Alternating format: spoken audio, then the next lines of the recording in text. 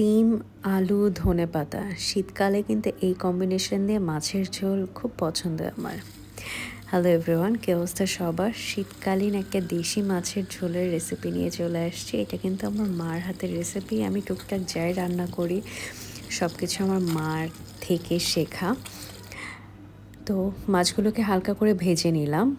ভাজা হয়ে আসলে মাছগুলো তুলে নিয়ে আরেকটা কড়াইয়ের মধ্যে কালো জিরে আর পেঁয়াজ কুচি দিয়ে পেঁয়াজগুলো হালকা ভেজে নিচ্ছি।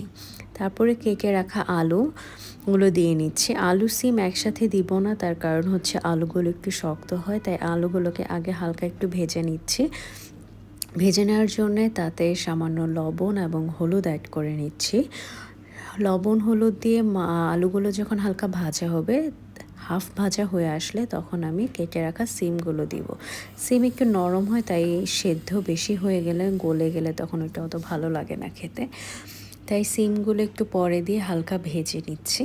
সিম ভাজা হয়ে আসলে তারপরে কষানোর জন্য মশলা, হলুদ, লবণ আর মরিচের গুঁড়ো দিয়ে জল দিয়ে মশলাটাকে কষিয়ে নিচ্ছি। মশলা কষানোতেই কিন্তু মেন আর রান্নার স্বাদটা ফুটে ওঠে। যে রান্না কষানো যত ভালো হয়, যে কোনো হোক, এটা মাংসই যে হবে তা না, যে কোনো রান্নাতে কিন্তু কষানোটাই মেন ইম্পর্ট্যান্ট থিং আমার কাছে মনে হয়।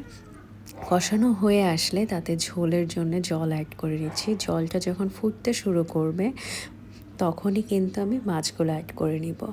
ফোটার আগে দিলে তখন অনেক সময় দেখা যায় মাছ ভেঙে যেতে পারে বা হয়ে যায়, তো এই কারণে আমি ঝোলের টেস্টটা বুঝে এরপর মাছটা অ্যাড করে দিচ্ছি। মাছটাকে পুরো ঝোলের সাথে ডুবিয়ে নিচ্ছি, মাছগুলোতে যেন প্রতিটা মাছে যেন ঝোলটা ভালো করে ঢোকে, তাহলে মাছের টেস্টটা আরও ফুটে উঠবে। তারপর মনে হলো যে না, ঝোলটা একটু কম কম মনে হচ্ছে, তারপর ঝোলটা একটু দিয়ে আর একটু ঝোল দিয়ে নিচ্ছি। আমি জল দিয়েছিলাম। এ পর্যায়ে ধনেপাতা দিয়ে আমার রান্না শেষ করছি। শীতকালে গরম ভাতের সাথে সিম আলুর তরকারি দিয়ে দেশি মাছের ঝোল খেতে আমার কিন্তু বেশ দারুণ লাগে। আপনাদের কেমন লাগে কমেন্টে জানাবেন। And thank you for watching me. By.